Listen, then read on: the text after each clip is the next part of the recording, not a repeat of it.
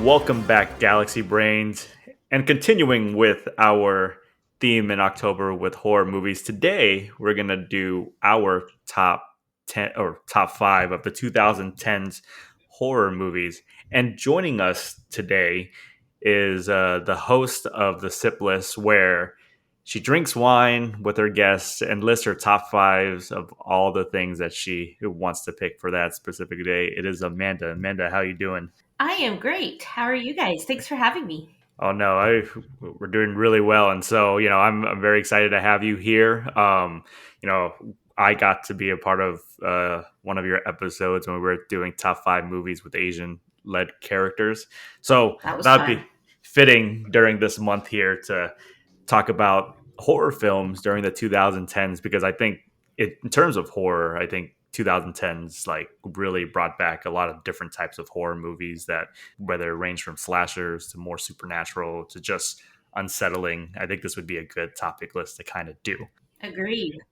But before we get all into that, our podcast usually starts with this one thing, and it kind of goes something like this. So I'm not gonna. The point of this rant is this. Let's say that costs you like 20 grand a year, okay? And the insurance covers 80. You're like, oh, it's a pretty good deal. Well, no, you have cancer. What's the worst thing you'll do for $1 million? Fuck you! Stop fucking dropping oil into the Gulf, you dipshits. Fucking morons.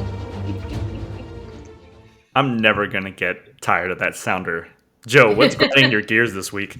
I want to start off saying, for people that are listening, I'm not like a old angry man, as it seems like, complaining about shit all the time. Yeah. I don't want to be. I don't want to sound like a bitter dude that's angry at life all the time. But there are a lot of things that are annoying, and I gotta say that a lot of my more things I've been saying lately is probably people more agree with. It's because of shit that I have to deal with on a regular basis. And this week, it's pretty short. It's people that are late, or people that are not timely, or anything related to that. I fucking hate it. What's worse are people that are late and you can't contact them. You know, like they're just fucking. You can't get a hold of them. It's like Do you double work dip. in healthcare? I do. Wow. Ew! This is the worst fucking thing in the world. Ah! So, God, I hate without saying anything, it's always either gonna be late. I have a phone number that doesn't work. There's no voicemail. Whatever it is, fucking sucks. But on a personal level, I still don't like people that are not punctual. People who are don't understand deadlines. Not deadline, but just like we like say we're gonna do X at 10 o'clock or something, and they don't make it a priority to come at 10. Because now you're fucking wasting everyone else's time. Super fucking annoying, okay? And I don't think some of these people understand how much it ruins or wastes other people's time, especially if you're working as a group. Fucking the worst. And if you're that kind of person, fuck you. And that's my rant for today. I think you're my soulmate. Really hope Annie Mai didn't listen to this. Annie Mai! We're going to play the game that Joe bought me that I still think is one of the best birthday presents I've gotten. Cinephile, a card game. And so we're going to do kind of like Last Man Standing. So Amanda knows her movies. Guys, I know she's a guest host on here, but I need you guys to actually win this game. So I'm going to pull a card.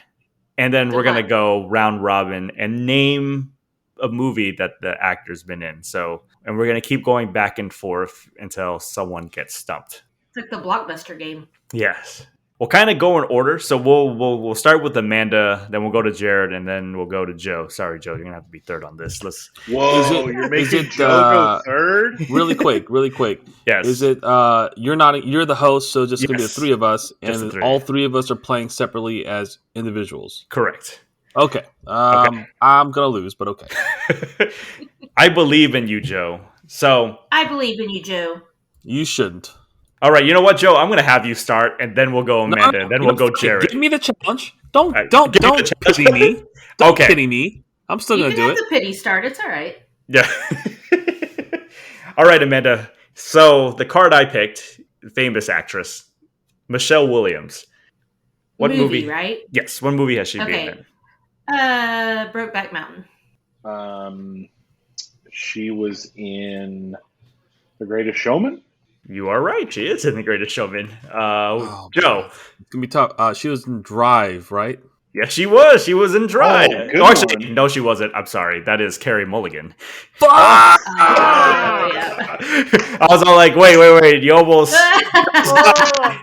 at the pause for a second. I was like, Even Jared was like, "Oh yeah." It's like, "No, fuck." Good try. Good try. Damn Good it. try. all right, Amanda, it goes back to you. What other movie has she been in? It's still Michelle Williams. Oh, Well, we're gonna keep going. Yeah, we're gonna keep going until. I'm like, are you gonna give me a person? Oh, well, I stopped thinking now. Let me think. I just googled pictures of Michelle Williams and Carey Mulligan. They look so similar, So dude. much alike. Yes, they do. Come on. They do. Come on. Okay, well, wasn't she in that Marilyn movie? What is the Marilyn Monroe Book movie? mine. Yes, she is. Which one My was Week it? with Marilyn. My Week with Marilyn. Thank you. I will I'm give sorry. you that. Does that count? Okay, thank you. Yes. There's too many to remember. Jared. She was in Shutter Island, right? Yes, she was. Yes. Nice. All right, Amanda. She was. God, why can't I get Dawson's Creek out of my head? Oh, what's that? Shit. That Casey Affleck movie. Hold on. I know the movie you're talking about, but you're gonna have to be a little bit more. I know. Manchester by the Sea. There I we feel go. like at Manchester Cool. United. Yes. I think I might be out of movies now. Jared. She was in Venom. Yes, she is. Oh, I haven't seen that. Ooh, you stole Greatest Showman from me. That was the only other one I had. Oh no. The Oz movie.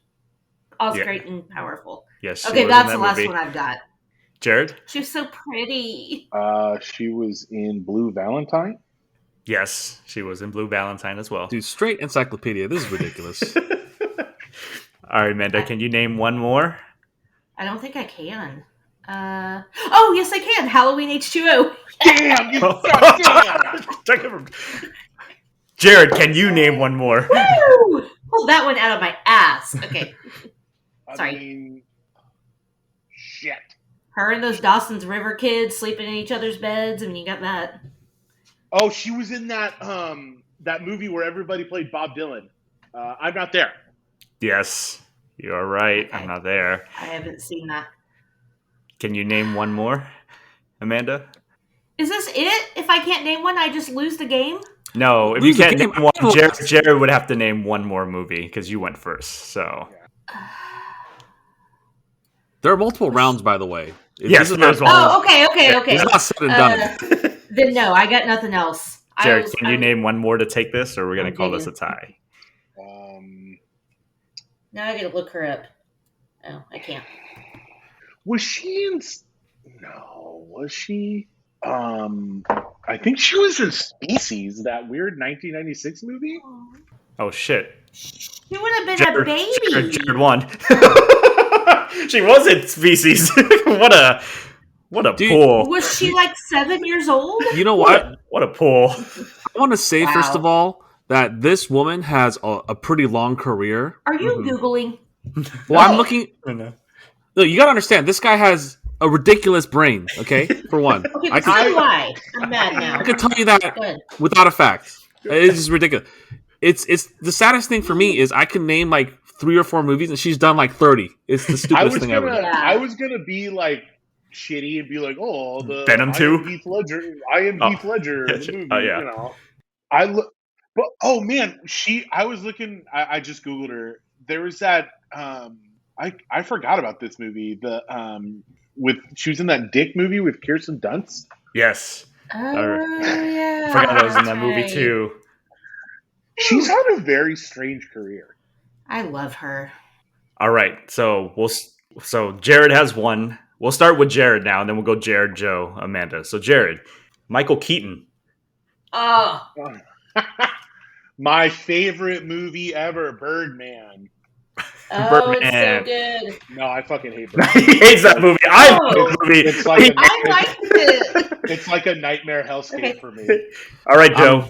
I'm very happy he said that because I'm just gonna go with Batman. So, Okay. yeah. Amanda? I'm gonna kick it old school, Mr. Mom. Oh, nice. I'm gonna, Beetlejuice. Mm-hmm. He was the voice actor in Toy Story 3. I forgot who it was. I always thought it was weird that he was in it. He played Ken. Yeah. There you go. There you go. And what? Toy Toy Story 3. 3. He was so Oh, good. yeah, in that yeah, role. okay. Yeah, okay. he was Ken. Multiplicity. Yes. Oh, I like Pizza so Steve. good. He was the dead dad in Jack Frost, Mm-hmm. Mm-hmm. or the Snowman, I should Snowman. He was the funny captain in The Other Guys with Will Ferrell. He was. That movie is funny. I sort of recently watched it, which is why I remember. Does Batman Returns count? Technically, yes. So, This is bullshit. Batman Returns. Jared? say. He was in Jackie Brown. Yes, he was. Ooh, I don't remember that. He was one of the shitty or FBI guys. I fucking love It's a good movie. Okay. He was in Spider-Man, but Jackie Brown. Yes, he was. I forget which one. Is that okay? it's the new one with Okay. it's the new one, but like One like of the the, fine. Spider-Man movies. He was in it. I will give you Spider-Man. all right, That's fine. thanks, man. I'll give you Spider-Man. That's Homecoming, by the way. But yes, I'll give that to you. Amanda. Spotlight. Nice. That's a great movie. He was the voice in Porco Rosso. That's a good pull. Are you just making shit up, man? This is ridiculous. He really is. Joe. Okay, hold on. This is probably the last movie for me. I know that he was the McDonald's movie, The Founder. Yes. He was in that. Yeah. Yes. He was Ray Kroc. Ray Kroc. That's it. That's the last one. That's it for me. Amanda, it's your turn. Can you name another Michael Keaton movie? Man, I feel like I should be able to. Oh, what is that movie where he's leaving the videotapes for his unborn kid? Oh my gosh. Oh, I know what movie you're talking about. Oh I'm- no. I'm very happy that there was a thing there because I just remembered another movie and I hope no one else says it. And I watched this shit in like middle school or something. I don't remember when. Okay, I'm out, but you know what movie I'm talking about, but I don't know the name of it. She's out. So it's just left with Jared and Joe. Jared, can you name another Michael Keaton movie? He was in a movie about running a brothel called Night Shift. He was also in a movie. It was like a funny kind of. Yeah. All right, Joe. Can you match Jared? I'm going to say it was. I remember this. It was Much Ado About Nothing. I remember it was very boring to me. Yeah. And I think I watched it in like English class in high school. I don't. Well, yeah. Keanu Reeves one. That's it. That's all I got. He was in a movie in the 80s about like this when the Japanese were taking over everything called Gung Ho. It was about he worked at a factory. The Japanese took it over and they're instilling their business practices there. And it was like this kind of white panic kind of the Japanese are taking over kind of thing. Yep. And that's it for me. My Life. That's it for you. That was the name of that movie. I'm surprised I got this far. That being said, Michael Keaton, I know you're listening. I know you have a very long career, and I apologize that I only got like 6 movies. He is supposed to be in the new Morbius movie. Yes. And The Flash, which is going to be interesting. He was I in just hope Dumbo. Oh yeah, he was. I hope they make Beetlejuice too. Me too, but I don't know. Jared has 2. We're gonna do one last, as predicted. As predicted. So we'll play this last one, and we're gonna start with Joe here. Joe, Will Smith. Oh God. Oh please, okay, you can't be tripping right now. No. Sorry, I muted my mic. Pursuit of Happiness. I love that movie. Bad Boys. All right. Wild Wild West. Dude, I was thinking Love why that I was movie. hearing that music in my head for a second, and I was like, yeah, duh. Love that movie. So Men in Black, yeah. Yes. Oh crap. Sorry. Is it me? Yes. Enemy of the State. Okay. Oh, good one. 7 pounds. Mm-hmm. Nice, love that. Now I'm gonna go ahead and guess all the Men in Blacks are not available anymore. Yes. Let's Just just asking. Let's just eliminate Independence, that. Independence Day. Okay. Awesome. And would that be the same with all the bad boys? I would Yes. assume. Okay. Someone already said the Bad Boys. I'm guessing as well. I Yes. said bad boys. Okay, right on. Okay. Is it 6 degrees of separation or 7 degrees of separation? I think it's 6. Oh yeah, no. I know the movie you're talking about now. Yeah, this is one of his first movies. 6 degrees of separation. Yes. 6. Thank you. Yes. He was in I Am Legend. Yes, he Oh, was. yeah. Aladdin, the newest one. Yes, he was. Nice. Okay. Hitch. Yes. Hitch. Nice. I was gonna name that one. He was in that weird superhero movie, Hancock. Oh yeah. I very much liked Hancock. I Yes. did too. It's great. Suicide Squad. Yep. Oh yeah, I completely forgot about that one. Interesting. I don't think I feel like I'm forgetting a really important one. It's Will Smith. He's in like a billion movies, like as weird things sometimes. I like, know, but and- I feel like You know, the interesting thing is a lot of people, if they're given too many choices, it freaks them out, and it happens to me all the time. Shockingly enough, I'm looking at his filmography. There's really about 3 to 4 movies left. Because if you take away the sequels, there's really not that many. Oh, okay. Oh. What's crap? Take your What's time. the fish movie It's the fish movie. I know what you're talking about. with Angelina Jolie? Yes. If you can name the right fish, then you'll know the movie. Oh, It's about Shark Tale. It's about sharks. Tail, yes. It's Shark I Tale. keep thinking Yes. fish are friends, not food. Mhm. I keep thinking Finding Nemo. Yeah. That's All right. all I got. this is one I cannot believe Joe didn't lead off with. It is on the banner of our Facebook. Uh-oh. It's supposedly Joe's favorite sports movie of all He was time. trying to bet it for later. I was holding on to that for a minute. The Legend of Bagger Vance. Oh, that's not the one I was going to go with. Yeah, I mean, most people hate it. Because it's actively. I did not watch this movie, and I remember I think it had pretty bad reviews. After Earth, first, like one of the things he did with his kid. Oh yeah. The other M. Night Shyamalan movie, which wasn't marketed as one. Yeah. I mean, the trailers looked really cool, but I never got around watching it. But it was, it's weird because his kid's in it. That's all. Well, I could thank Jared for this. Concussion.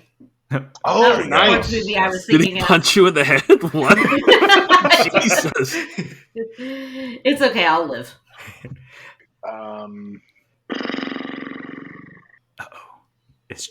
It's Jared. But I mean, Johnny makes a great point. Like he has a ton of series stuff. Yeah. A ton of Okay. He was in. Okay, it was the movie with Margot Robbie, and they're in the. Yes. and That's my next movie. That's my next movie. I could see The poster. I Joe's hoping you don't get the title right now. Focus. Okay, Jared, that's the one I knew I was forgetting. I was like, why can I picture him and this hot chick, and I can't remember which one it is. That's it. Okay, so I'm thinking about the poster, and they're both looking at this. I for some reason always think that's Charlize Theron, but it's not. Yeah. No, it's not. I could see why you would think that, though. I mean, in my mind's eye, it is her, but it's not. It's such a good movie. Is my turn? Yeah. There's like 5 movies left that like I said, if I eliminate all the sequels, if you can name one of these 5, or we can name all 5 of these, it's a First tie, of all, but... I'm already proud of getting this far. All right, just for the record. I'm just happy it's Will Smith. That being said, did somebody say Gemini Man? No one did, so that's a good one. All right. Nice. All right. I watch a lot of Will Smith stuff. I'm a big fan. Me too, but damn. I think think I'm done. Ooh, Joe, you might be able to win this if Jared can't There's- name another there's movie. No Was fucking he- way I'm gonna win. Was No, he in the Karate Kid with his kid? No, he No. was not. That was Jackie Chan. I know. I just didn't know if he was in They that. look similar. I get it, but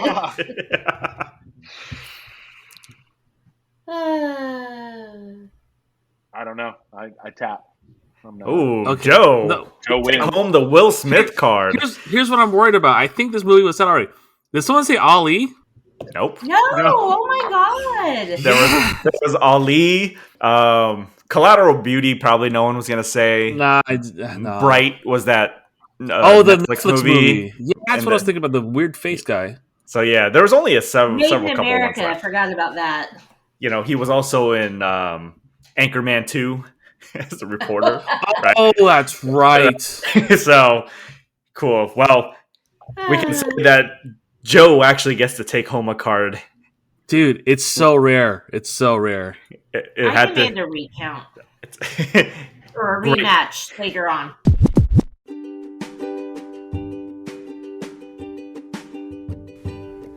Hello, friends. My name is Amanda, and I am the host of the brand new podcast, The Sip List.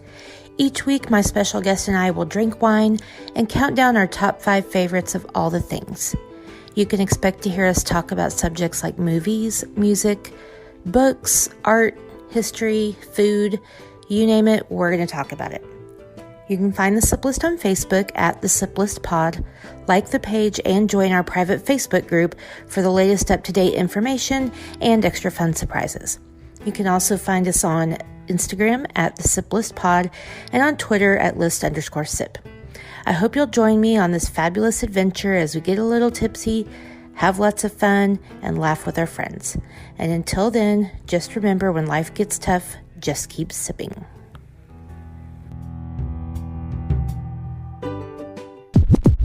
All right, you guys. So we're gonna do our top 5 of the 2010s horror film. So let me start off with Jared here. Jared, when you think about the 2010s and overall about horror movies in general, what do you think this decade as good, if not better, than decades before it? I think it's the resurgence. It kind of you saw. It's the kind of the resurgence of certain genres of horror. Found footage horror was really big.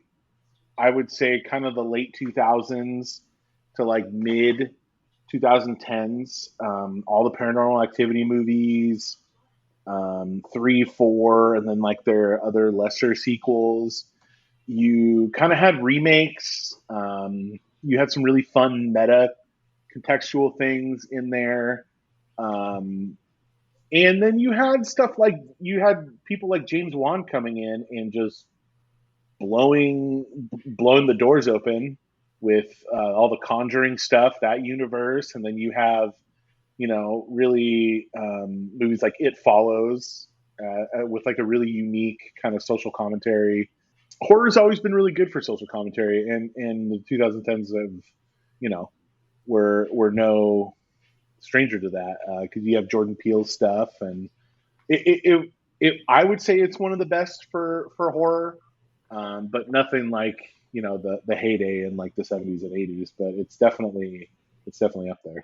Yeah, Amanda, what about you? What do you think about when we think about just the 2010s decade of horror itself? I agree. I think that, obviously the 70s and 80s were amazing. The 90s kind of had a bit of a lull, and then you got Scream, which just like reignited the whole genre. And from there you got, the slashers, but then too, like the paranormal stuff, I think is what the main thing that took hold in the 2010s was like, okay, like you said, Conjuring, and then some other ones, which we'll name. I like it. I think there's a lot of different options to choose from, whether you like supernatural or sci-fi or slasher. There's kind of something for everybody. So I thought it was a good decade. For you, Joe, I know you're not the biggest of horror fans simply because some of these people are just dumb in these movies. But when we think of this decade in general, do you feel like you enjoy more of the horror movies in this decade more than most? I mean, I'd say so. I don't know if that's because necessarily of my age, and just changing of taste and things like that. But what strike when you say horror films of 2010s, I think of just multiple series, a lot of sort of new IPs coming out, and really milking it for all it's worth is what I'm thinking. Not to say that's a bad thing or a good thing. If they find the formula that it works, that people like, just make another one. It's sort of tale as old as time. I agree with And you. yeah, and you get to always, like you mentioned before, I think Jordan Peele stuff, having fresh blood into it is really amazing. A lot of people trying to do different things with horror, not necessarily always jump scares, and not always necessarily the same formulaic stuff, but trying to expand the genre is what I see a lot in that decade. God, it says that decade. We're out of that decade. It's just freaking what the I shit, know. man. I know. But also, like, who And the who knew- reboots too, I think, were a big thing. Yeah. Oh yeah. Especially the late 2010s, like the let's remake this, let's remake that, let's And reboot this. yeah, like, and so for me personally, with those reboots, it's sort of a coin flip. And it's never really anything in the middle. It's like, oh, it was very well done, or it's like, oh, it was just bad. It's never more. It's never like, oh, all right, I guess. It's one of two extremes for me, and that's what I just found out to be, at least with horror reboots, anyways. Other genres it'd be different. That's how I felt about it, and I don't know. That's just my thoughts for the decade. And for the record, 2009 was 2 years ago. I don't know what you guys are talking about. But also, like, you guys are young. I don't want to hear it. who knew that the guy from Key and Peele would be? Right? That's a good point, and I think it also goes to the thing where comedy and horror have certain things that they share. Like, in order to be a really funny person, it shares some similarities of being, having that kind of idea, and a lot of comedians seem to agree, I guess, in terms of sadness and happiness and things like that. So, but you make a very good point. I think we have Wes Craven to thank for that with Scream. Mhm. Scream was like one of the first ones to really like unite comedy and horror, and like the whole meta self-awareness stuff. Like it's making fun of itself, like, which is not what Get Out or whatever is, but still comedy and horror before that was typically pretty cheesy. It wasn't like Yeah, I will valid. say, like, when I watched Us for the first time, though, some of it was pretty funny.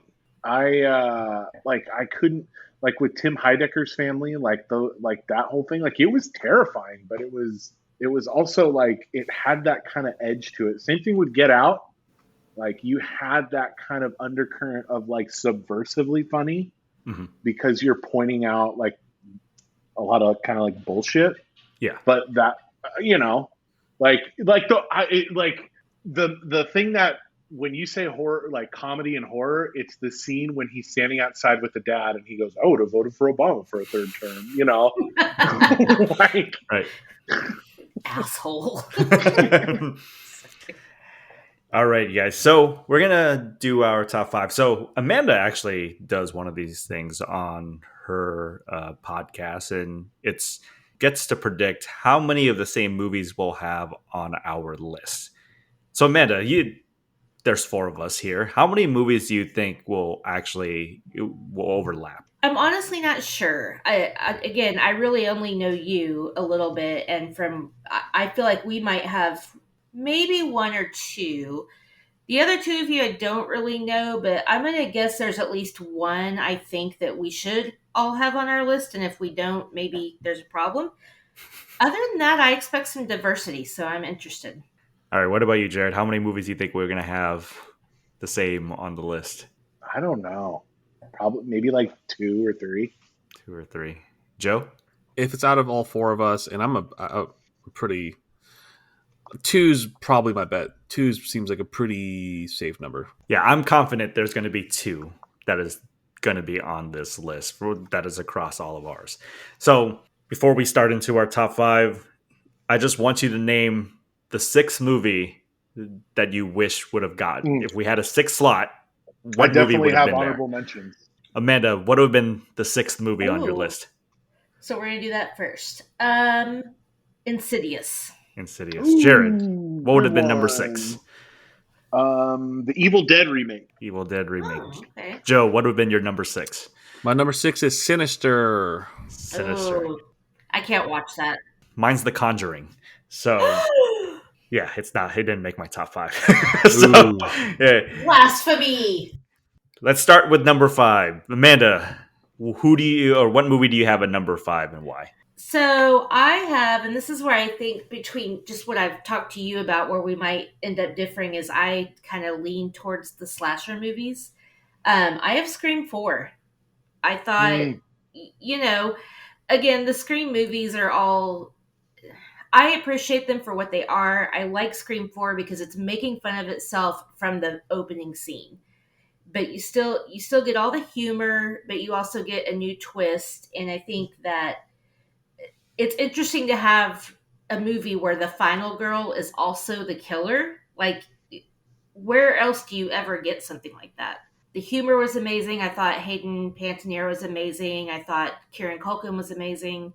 Obviously Emma Roberts, and then to get all the old people back, people could argue that Scream has been overdone, but I think they keep it fresh. Every movie has given me something I didn't really see coming. So, and the social commentary about being famous, where kind of like how we idolize serial killers versus celebrities, those things kind of almost blend together sometimes. And I might be reading too much into it, but I thought that was an interesting message. Scream 4 at number 5. That's a really good pick. And self-plug, if you guys want to check out our newest episode where we talk about Scream 4, it is available to download and listen to if you have missed that episode. But Jared, what do you have at number 5 on your list? Number 5 on my list is Paranormal Activity 3. The only one of those movies to make me really consider whether I should be sleeping with a nightlight on. Paranormal Activity Not the 3. first one? No, because it was like the first one was really good and it was kind of a gimmick. The third one, when it went back into a more like kind of analog age of the 80s and the end with like the family, that fucked me up. And like I said it a couple weeks ago, specifically the scene where they're climbing the stairs. Oh, you're alive. And then it's just them hovering with like a broken neck. And then the body comes hurling at you. It just like, it's like a Blair Witch ending. Yeah, it really messed me up. Like I will never forget watching it with the lights on. I was watching it on my iPad going like, like I was flipping out. It was so good. And I've been chasing that kind of dragon ever since. Joe, what is your number 5? My number 5 is Cabin in the Woods. I liked this sort of movie because it's, obviously a different, it's a funny horror movie, really. I don't remember the reason I watched this movie. Like when I heard about it, I just watched. I think someone might have suggested it to me, and I had no idea what it was. And I like to do that with a lot of my movies. I think I just maybe seen a poster of it or something like that, a cover art or something like that. And I was watching it, I'm thinking, okay, regular scary movie. And then I'm like, what the fuck is going on here? Just, I don't know. And I loved it. It was great. And it just got more and more ridiculous and more ridiculous. And it kept me very, very enthralled. It kept my attention. I loved it all the way through. And it was such a, not to sound cliche, but like a breath of fresh air for this kind of thing. Especially when I came into the movie thinking it'll be what a typical horror movie would be, right? Because it starts off as like a typical horror movie. Even the title, Cabin in the Woods, sounds like a typical horror movie. Right. And I love the way they did it. I wish there'll be more of these things in the future because I think it'll be very well received. And that's my number 5. Nice. It's really good. So my number 5 is also something we talked about a couple of weeks ago. It's actually Your Next 2011 movie. When I sat down and did this list, I thought to myself, man, I really like when home invasion movies are done right, they get it done right. And we're talking about kind of incorporating some comedy into this. And some of the comedy is very intentional into some of the kills or some of the way that family members act, which I thought was great. But, I think the biggest thing that had me put this over The Conjuring literally is because of Erin, the character in the movie. She is one of the strongest, if not the strongest heroine in the past like 10 to 15 years in horror films. She's not dumb, she's smart. Joe said it best when it was like a horror Home Alone movie where all the setups were kind of happening and she's knowing all these traps. And I just thought it was, Adam Wingard is part of the discussion when we talk about 2010s and directors that have some influence, because he did do this movie. He did like The Guest. He also did the Blair Witch Project kind of remake, which was fine. It wasn't great, but it was like he was given a tall order. And I think him being part of this era, having this movie there, I had to put it at number 5. Nice. All right, Amanda, what do you have at number 4? So number 4, I have A Quiet Place. I love this movie. It's, it gives you the sci-fi stuff if you're into sci-fi, but it also gives you, I feel like it pulls at the terror of different things. Like you've got the terror of a monster. You've got the terror of adjusting to a new lifestyle where it makes you think, could you live your entire life without making noise? And then 2 or 3, you've got the terror of how far you would go to protect your children. So there's like all these different layers to, and fuck, Emily Blunt giving birth in a bathtub by herself, that chick deserved an Oscar for that shit. Like, I'm sorry, but she really did. A lot of people didn't like it because they thought it was slow or boring, but I feel like those people just didn't really get it. It's obviously very quiet. It is a little slow, but it's meant to be that way, to be thought-provoking. To think about everything you do from the time you get out of bed to the time you go to bed. Could you do all of those things without making a sound? Like, it's just, I don't know. That whole thing to me was very terrifying. I was holding my breath every time anybody made a noise. And of course, they get you right at the beginning with the little boy. So yeah, I liked how thought-provoking it was. And then, of course, you got the whole, whatever it is, Alien meets Jurassic Park monster. But I think the heart of it is family and, the lengths you'll go to protect your family and the horror you feel if they're in danger. And yeah, I just really liked it. Solid movie. Probably the worst movie to ever eat popcorn or take a drink in a theater. I know. I'm glad I didn't see it in a theater. All right, Jared, what about you? What you got at 4? I have Scream 4. Woo! Yeah. High five. Yeah, everything Amanda said was absolutely true. Scream 4, it kind of reignited my love for the series. Like, it had, like I said last week in our pod, it had the best opening of any of them since the first one. It was so smart and genius. It made me an even like deeper fan after kind of being like put off by like 2 and somewhat 3. I was just kind of like, okay, this is kind of like when I watched it, I was like, oh, because one of my friends was like, no, you need to watch this one. And I was like, okay. And then I watched it and I just absolutely fell in love. It, if you want to hear me talk about it more, listen to the pod last week. But I will.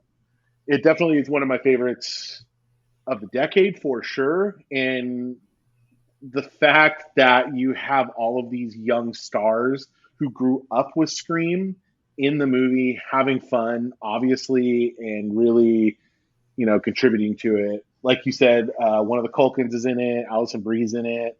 Everybody in that movie is running on all cylinders. They're killing it. So definitely. All right, Joe. What about you? What's that for? It's only at number 4. It's sort of like the same-ish theme of what I had at number 5 is Tucker and Dale versus Evil. Again, I want to say I don't remember who suggested this movie to me. I watched it with the same deal. I did not look up anything.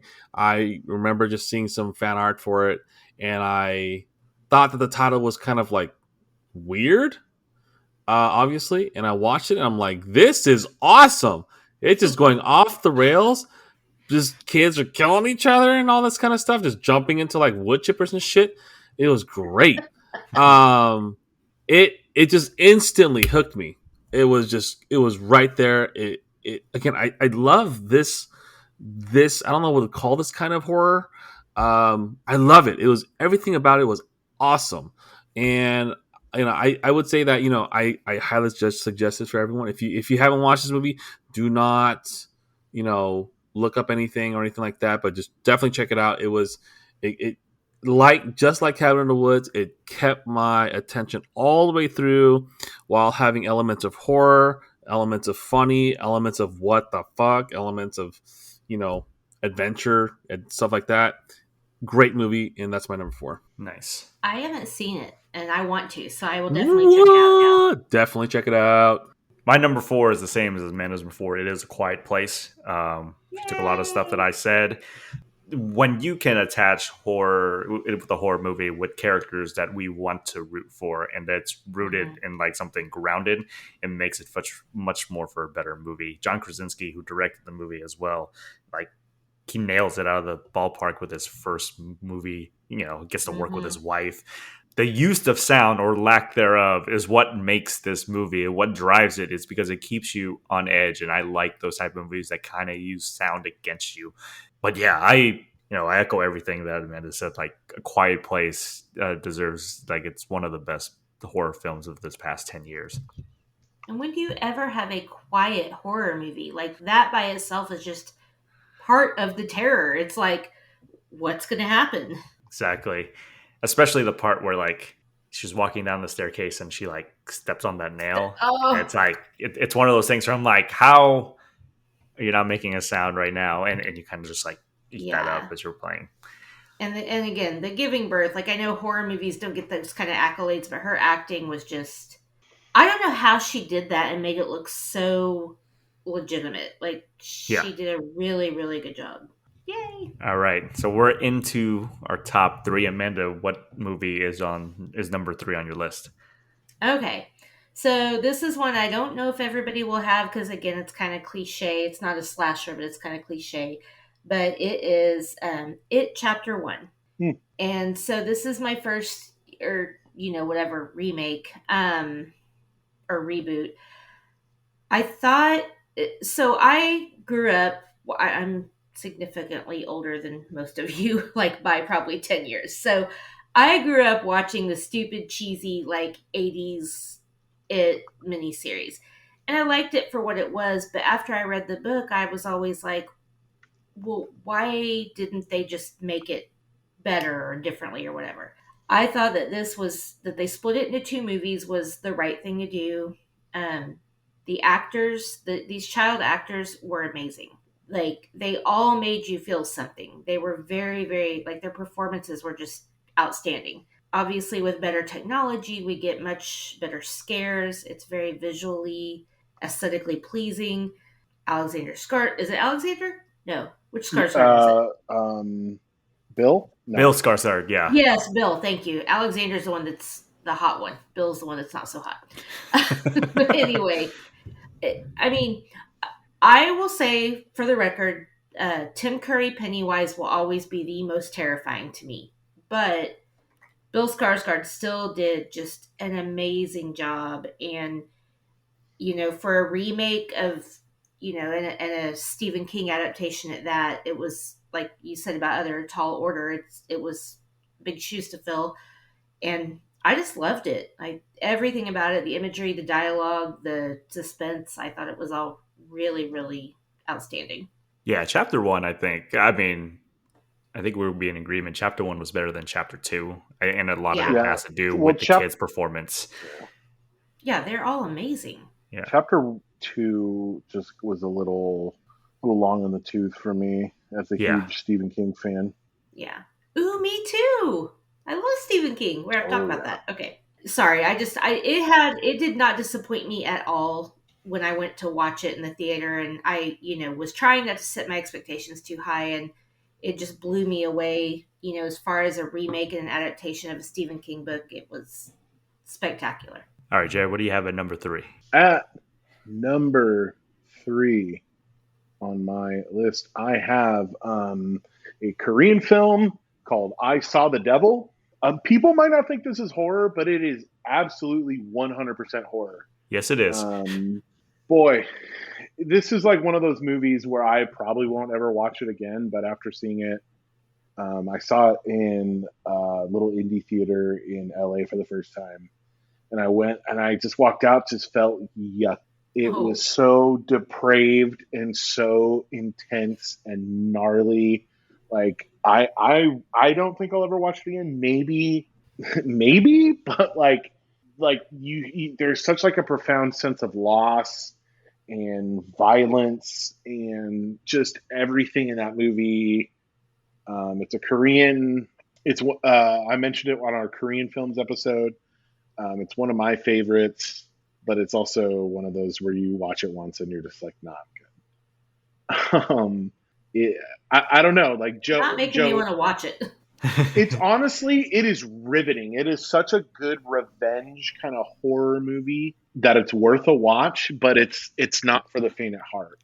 I was going to say, the word depraved puts me off because I am definitely not like... There's a lot of movies I can't watch now in my old age, and especially being a mom and being... It's like, tough. you know, Yeah, it's definitely a tough. Then I would steer clear.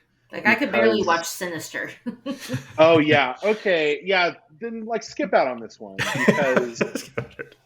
Okay, so basically, this police officer's pregnant wife gets killed by a serial killer, and the police officer finds out who it is, and instead of bringing him to justice, he constantly is like torturing him. So he'll meet up with him, torture him, beat the shit out of him, and then let him go. So it's like a worse version of The Crow or... The Crow, like Peppermint. It's not even like The Crow is very tame compared to this. It's like this is got that Korean cinema bent to it, like Old Boy and how, which I love, but yeah, but this takes it another step of like, oh God, am I like sympathizing with a serial killer? Like, because this guy is fucking with this guy so much and like doing these awful things. And there are a couple scenes in there where it's just amazingly filmed. Like there's like a knife fight in a moving car taxi. That's amazing. But maybe just watch that scene. I'll just watch the trailer and I'll take your word for it. For sure. But I Saw the Devil is one of the most terrifying films I've ever seen. What about you, Joe? What do you have at number 3? Fun fact: the main guy from I Saw the Devil is in Squid Games. If you guys were, yes, he's a very, very famous actor. I'm not sure as famous as is in the U.S., but he's one of those, like I guess Will Smith. It's just in a lot of things, very popular, but very well liked. To Jared's point, especially with Korean horror film stuff like this, Koreans really like to have like a lot of slasher, a lot of in-your-face gore. They do not pull any punches for those kind of things, and that's just sort of what they do. So if you've seen one horror film in Korea, you sort of have a general idea of what it's it's going to be like. My number 3 is Get Out. I think Jordan Peele's debut is incredible. I was I don't want to really say surprised because he was so talented, but then a lot of people just know him for them Key and Peele sketches. Those are immensely popular, where they just shoot basically two dudes shooting the shit, really. And kind of a weird fact, for whatever reason, to this day, occasionally I'll see a Key and Peele skit that I've never seen before for some reason. I don't know why. Yeah, right. It's just that's happening to me as well. Yeah, I know there's a lot, but I figured it's been years now. I don't know how this works. Anyways, Get Out. It was like a psychological, weird thriller horror with tones of obviously of racism, and I know Jordan Peele wanted to address certain things here and there. It was very well done, and I think that a lot of people that watched this movie had certain expectations because it's Jordan Peele, and he's already well known, and expectations of any kind of director, whatever, happening for the first time. And I think that he exceeded all those expectations. The movie obviously did very well. Even Us, the one he made afterwards, did very well. I watched both of them, very great. But I remember watching this for the first time in the theaters, and it was just like mind-bendingly fucked up a little bit. I would say Korean style fucked up without the slasher bit, I guess. Mm. You know, so yeah, it's I highly suggested this anyone to watch this kind of thing. Anything with Jordan Peele. The next So movie good. Jordan Peele comes out, it's a horror film. Just watch that shit, because we know his track record. He does really well, and his debut was amazing, and that's why I have him at number 3. Yeah, I had no clue what I was getting into with that, and it was. I did not put this on my list because I don't consider it to be horror in my terms. I consider it to be more of a thriller, but if it was a thriller / horror category, definitely. Like, oh my god, it was so good. Fantastic. So at number 3, I have a South Korean film, just not the one Jared has. It is a zombie one, Train to Busan. I absolutely love this movie, just because of the characters that are developed into in that movie. Like for something, for some reason, I like horror movies that are very enclosed. So for it to be on a speeding train and these zombies are just kind of going car by car, and he Oh wow. has an estranged daughter, which this guy was also in Squid Games for like 10 seconds. Squid But Game. everyone, I was about to say that, man. everyone remembers him, right? So, Everyone remembers him. but I just I absolutely love I like when there's family dynamics into horror films, which kind of is playing my hand with the last 2 movies kind of into it, and I just thought it was really good. I was considering Jared's movie as well, but I think I can rewatch Train to Busan. I cannot rewatch some of them. So, but yeah, and they're remaking an American version of this. So, Man, I mean, God. we talk about remakes and stuff. I get it, but it's gonna happen. So it's gonna be Amtrak Johnny, to where can like I watch Seattle that? or something. Train to Busan. Let's see if it's available. If is it streaming anywhere? Because I would watch that. The other one, I'm like, eh. Let's see. See, I liked Parasite. I loved Parasite, but other than that, I'm really into like the Korean soaps Yeah, or like it's the on Amazon comedies. I haven't Prime. seen a lot of the. It's So, yeah. also available on Peacock. Peacock, Oh, Amazon Prime. So yeah, there's a couple places that you can kind of take a Okay, look cool. at it. But yes, I think that movie you'll probably you'll like a little bit more. It isn't as crazy as the other one, but I mean, Jared's pick was like I remember watching that movie. I didn't. You saw it in L.A. Which little small theater did you go to? I forget. It was so long ago. I saw Yeah. it with a water polo friend of mine. Got it. Boy, it was. I completely forgot where. No, I don't know if it's even in. I don't even know if it's around anymore. So we're at the final 2. So Amanda, what do you have at number 2? I have The Conjuring, and I think there's so many, like we kind of said, there's so many paranormal movies during this time frame, and I think for the 2010s, Insidious probably kicked it off, but I thought The Conjuring was. So, of course, you've got the whole appeal of it's sort of based on a true story, even though Ed and Lorraine Warren have been debunked by a lot of people, supposedly, whatever. I feel like if you believe in God, you have to believe in the devil. If you believe in angels, you have to believe in evil spirits. And so if you're one of those people, like whatever faith you follow, this shit is real. And to see this family, again, with like the family dynamic, and they're all so, how much they care about each other, and they're all in this house, and The Conjuring really, really scared me the first time I saw it. It didn't scare me now, but I still enjoy watching it. Because yeah, I mean, movies about demonic possession, I mean, that's just, to me, that's just stuff you don't mess with. And Yeah. All the actors are great, and I could never say her name, Vera Farmiga. I can never pronounce her name. I was trying to do it. Farmiga? I don't know. I adore her. I was trying to do it during the Many Saints of New York, and I'm just like, fuck it. I don't know. But she's phenomenal. She's so good in everything she does. And yeah, I just, I think The Conjuring kind of started it all with, again, you could say Insidious started it, but you've got the other Conjurings, and you've got Annabelle, and then everything else that comes from that. But I think the thought that it's based on a true story loosely if you believe in that stuff, then you kind of do have to believe that it's real, and it's scary. Yeah, those type of movies, like I said, if you have a big religious faith, that kind of goes hand in hand. That movie, though, I will say, did put James Wan on the map. It kind of solidified who he is as a horror director during this decade, because he really is kind of dominates, like I said, with Insidious right in the beginning with Saw, and then moving along now with Malignant. That just came out. So yeah, I agree. Number two's really good. I mean, plus you never think of clapping in clapping the same ever again. God, that was so scary. It was really like good, the hide and clap thing. Oh my Yep. gosh! And so I will say what is the lead actress name? I can never remember her name. That plays the mom.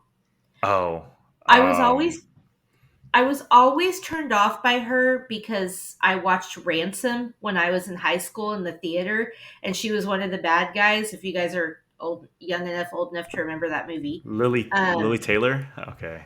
Yes, thank you, Lily Taylor. And this movie kind of brought her back around for me, where I could watch her again, and I liked her because everything else between Ransom and this, I hated her. Yeah. I just remember her from Say Anything. Oh, that's right. She was, yeah. Wow. And Mystic Pizza. I do like her in Mystic Pizza. Fucking Mystic. That's my favorite. One of my favorite Parks and Rec lines is, "Oh, that toothy gal from Mystic Pizza." Mystic Pizza is a solid movie, you guys. Oh, but yeah. Anyway, Yes. I'm 42, so All right, Jared. What do you have at numero dos? Numero dos. Oh, numero doso. Get Out. We talked about it before, but it was, boy. I mean, like I said, history has just kind of always been the genre for social commentary, and Get Out is no different. Jordan Peele knocked it out of the park with this. I saw it for the first time with one of my friends, and it's telling that the scariest part of that movie isn't when he's being tortured, when he's going to be, any of that stuff.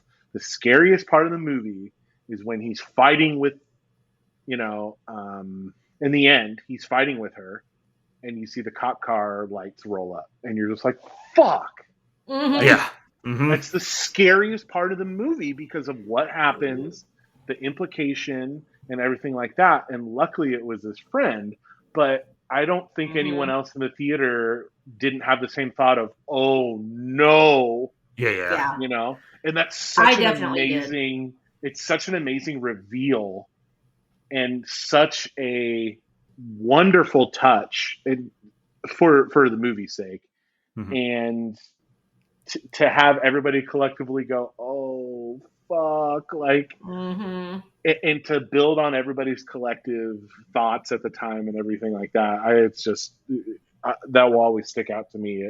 Me audibly gasping of, oh fuck. Mm-hmm. Totally agree. I forgot about that, but you're right. Yeah, that ending was very. Yeah, everyone holding their breath, and it's like, oh, thank God. All right, Joe, what do you have at number 2? Number 2 for me is Midsummer or Samar, however you want to say it. This whole movie had a combination of uneasiness, a little bit of dread, a little bit of just sort of that feeling all the way through. On top of that, I think this movie does a good job of what a lot of people think crazy cults would do had they existed like such. I think when a lot of people think, oh, this is an insane cult that does crazy rituals and shit, this is a representation of that. We're talking with killing old people when these are turned 70 or something, sacrificing people, in the weirdest way ever, weird naked sex rituals, all sorts of things all over the place. And it's just, and I just learned what is it, eagle spread killing or whatever it was they were doing, where they showed the lungs. And so, yeah, all this kind of stuff is, Especially when I was looking up the history of all these things, it's like, they're debating whether or not this was like some sort of pagan ritual or some sort of whatever. So they did a combination of a lot of things, and I've heard about this movie. Again, I would what you would call a very typical moviegoer. Not like I don't delve deep like these guys. I just, it's interesting, I'll watch it, sort of thing. And I've heard about it. I've heard that it's an insane movie and things like that. And I checked out the trailer and watched it. It was just like, it went a lot deeper than I anticipated. It went a lot further than I anticipated. I'm not sure if I'll watch it again just because I felt depressed after finishing the movie. Like overall, it was just like, man, that's fucking bummer, dude. Just the whole way through. But I can't watch deny that director's cut. I all I gotta say is I can't deny the fact that it was done well, and it was excellent. I don't think that has any bearing on whether or not it's rewatchable or not. And so that's why it is my number 2. That's a movie I can watch every decade or so because I ain't watched it. That's not an every year movie. That movie is crazy, But yeah, it's a solid movie. I haven't seen it. It looks so messed up. I was scared to watch it. That's the exact reason why a lot of people don't watch it, and you're absolutely right. It is very messed up. Yes. But if you, for whatever reason, want to watch it, I'd say watch it in the afternoon, maybe not at night, because you're just like, oh, very sunny day. Yeah, keep in mind it's also a 2.5 hour movie, so it's quite long. Yeah, so don't forget about that bit. All right, so my number 2, I think I had to put a slasher movie in here, and I think that this is the best slasher movie since Scream, and then before that, Halloween.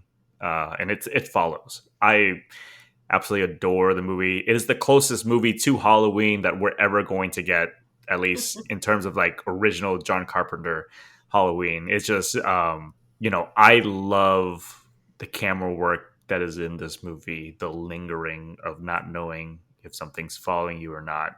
The use of sound in this movie is so good, and and it gives me those kind of vibes, like I said with Carpenter's Halloween, where the music or score to a horror movie can do a lot. It just builds you into it.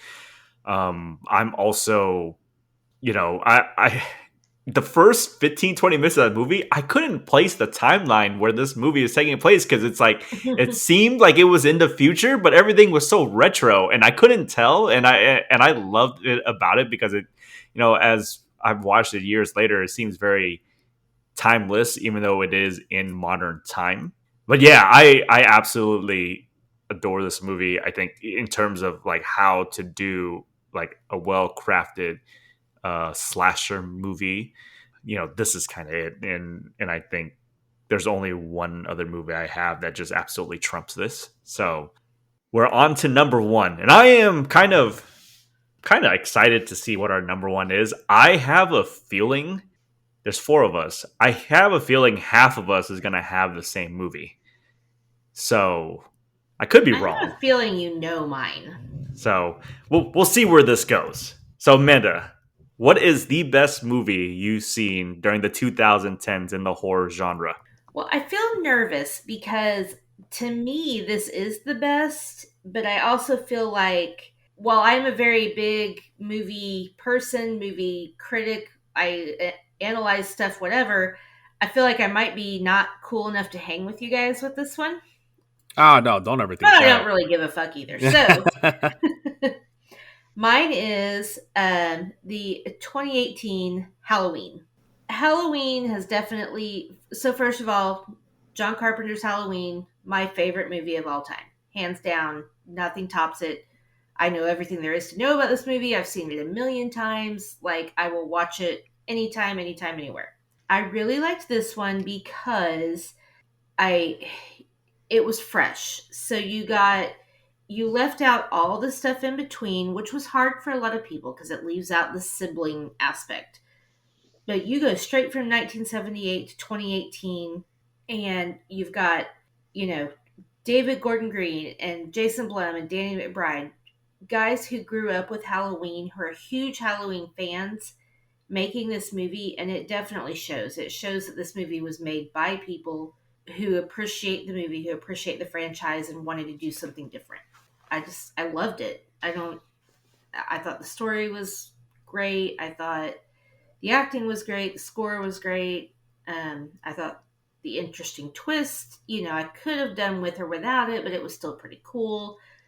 The kills were really interesting. Yeah, I thought it was really, really good and couldn't wait to see it. I was super excited, and it definitely did not disappoint me. So, ultimate slasher, but I don't care. I did love the long take when Michael was kind of going through and then like going through the house and killing, and I thought that was pretty cool to kind of see as well. There's Did so you many think Easter eggs. so? Do you like this retcon more than what Halloween 2 offered? Would you rather prefer Halloween 1 and 2 or Halloween and then this retcon of the new Halloween? I don't know, because I like the idea of having Halloween 1 and 2, and then you have this where it's like he's got the motive of the sister thing. But also, that's not what John Carpenter wanted. John Carpenter wanted this faceless monster who had no motive, and to give him one like humanizes him. Yeah. But also in the 2018 movie, and if you watch Halloween Kills, you'll get a little more insight. But even before Halloween Kills, I said in the 2018 one, why are we so sure he's after Laurie? She's the one chasing him, not the other way around. Like, she finds him before he finds her. Yeah. And then the doctor brings him to her house. Like, everybody's obsessed with this Michael Laurie thing because they're supposed to be siblings, but what if he really is just this aimless monster who just wants to kill people, So Right. I like all the different timelines. Honestly, I can appreciate them for what they are. But I really liked this one, and it left a lot up for interpretation, I guess, as far as that goes. All right, Jared. What is your favorite of this decade? My number one is Cabin in the Woods. Nice. Because it is such a wonderfully meta, funny, and also just kind of horrifying movie. The fact that they kind of tilted it on its head, and then you have, oh my God, what is that? Richard Jenkins and the other guy in there taking bets, and like you have all of the horror tropes.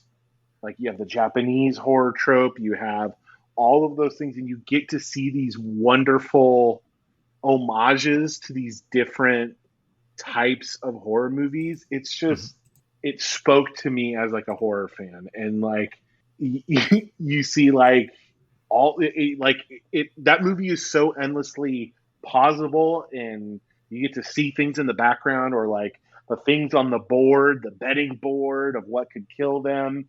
It's just so funny, and you could tell everybody was having a great time making it, and it's one of those that you can watch over and over and over and find new things about it. Sigourney Weaver is fucking awesome in it as a little cameo role in the end.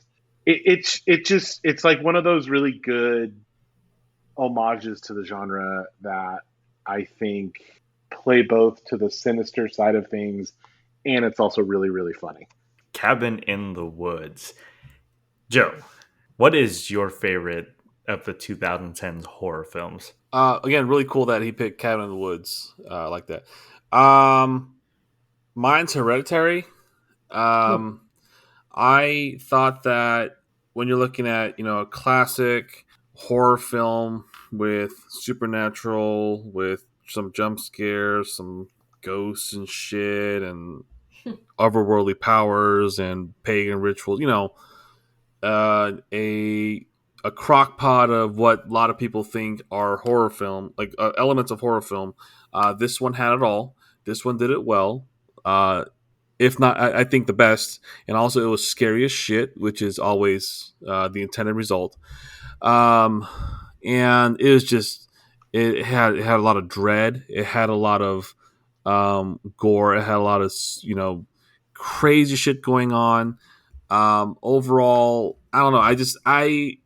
I will always remember this movie as the movie that did it where all other horror films came up short. Not all other, but like the ones that were trying to do this kind of thing. Tony Collette, oh my goodness, just did such a good job here. And I feel like I'm like, repeating myself a lot of the times. I think this might have came out at the beginning of the year or something like that. I remember just going in.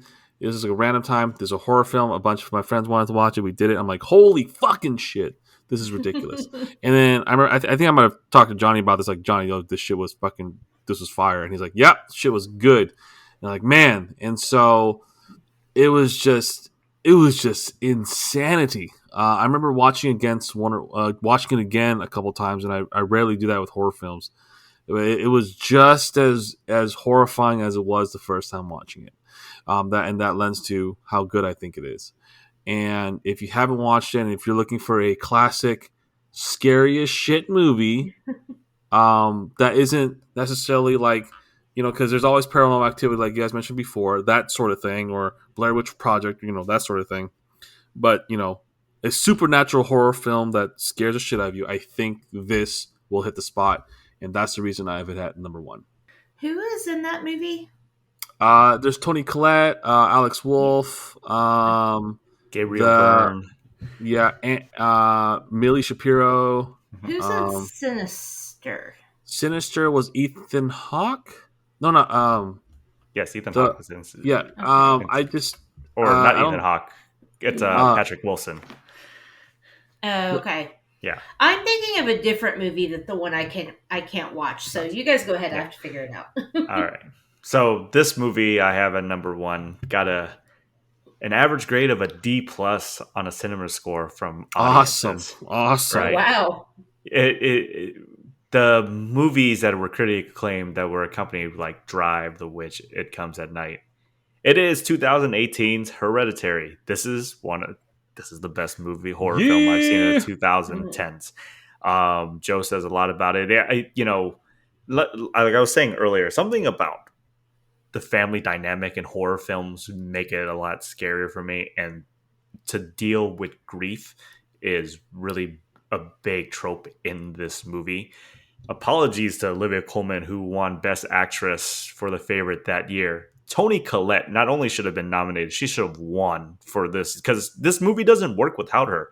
She does a lot of the heavy lifting in this movie, and it's like you having to believe in her grief and how she's dealing it with her family for all the chain of events that happen in this movie. To me, if I'm thinking about best performances in the past 20 years, she is in the top 5. Like, she is that good. Ari Aster, who did this and then followed it up with Midsommar, has somehow within 2 movies perfected how to do dread and uneasiness in these movies, and that's what you feel the whole time. And it's just from kind of reactions that we would get used to, that we know about but not used to. Like I said, this movie deals with loss of a family member and the grieving process and how that looks in real time with the horror element into it. And I think, Joe said it best. I absolutely was like, wow, what a great movie. And I usually don't say a lot of that, like in horror films, where I'm just like, usually I'll say it's a great horror movie, but this was a great movie. Like, that's how much I actually love Hereditary. So that is my number one. Nice. I'll watch anything with Toni Collette. Yeah. Definitely watch this. Yes. It's awesome. And it is shorter than Midsommar by like half an hour. Midsommar is a long one. All right, you guys. So that is our list of the 2010s in terms of the horror genre. I think we all agree, like, it might not be in the heyday of the 70s, 80s, but I think it is a big rejuvenation, hopefully leading into the next decade here in the 2020s, that we're going to get a lot more great horror films to come. I want to thank, our special guest, Amanda, for joining us today. Amanda, where can they find your show, and where can they find you? Well, I am on all the places where you get your podcast. I've got a website, thesiplesspodcast.com, and that has links to all the places. Facebook, Twitter, Instagram, the Simplest Pod, and the Facebook group is pretty cool. It's still kind of small, about 200 members, but we have a lot of fun, and so that's a good place to start. And yeah, top fives of everything that you can think of, mostly movies, music, books, and occasionally weird random stuff like sex. But Yeah, you guys, if you guys haven't, check her out on all your wherever you get your podcasts.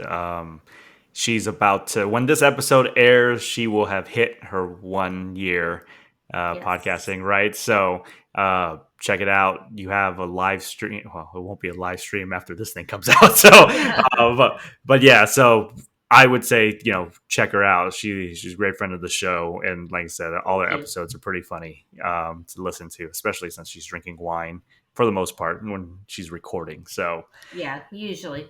Yes. Like right now.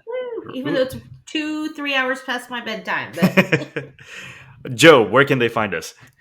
You can always find us on social media, Instagram, Twitter, at FilmLoversGTTG. Like I say always, every time, please hit us up with any questions, comments, concerns. It's Halloween season. You want to hit us, let us know of any movies we did not in our top 5. I'm sure that we've missed some, or maybe some that would have been a good special mention. And, there's a lot of movies to pick from. A lot of movies. We're just limited to 5, and I'm sure that you guys have a lot of opinions about that. So hit us up. You can also email us at filmloverspod@gmail.com. Let us know of anything. Let us know if we're wrong, if we're right, if we hit the spot. But we'd love to hear from you. You can find me on Twitter at JLUTHY, JLuthy, and you can email us at filmloverspod@gmail.com. And yeah, keep tuning in for more spooky episodes this month. Hey, you guys still have time to cover Chopping Mall. I mean, Chopping Mall? Oh, man, if you need a horror movie to cover, I mean. Oh, it came out 80. Oh my god! I just looked at this. Oh my god, you guys! Chopping Mall is terrible. It's one of those cheesy like B or C horror movies, but it's so terrible. It's good. Kind of like Basket Case. It's a full like circle. Like April Fool's Day, or yeah. Okay. Chopping Mall. All right, you guys, and then you can find me Twitter, Instagram at JNGO11. That's JNO11. Hit us up there. Check us out on Good Pods. Rate, review us just like you would the SIP list as well. But yeah, thanks again for joining us. And next week, this is the episode, at least both of me and Joe are waiting for. We talk to Jared about Dune. Until then, we'll see you guys next time.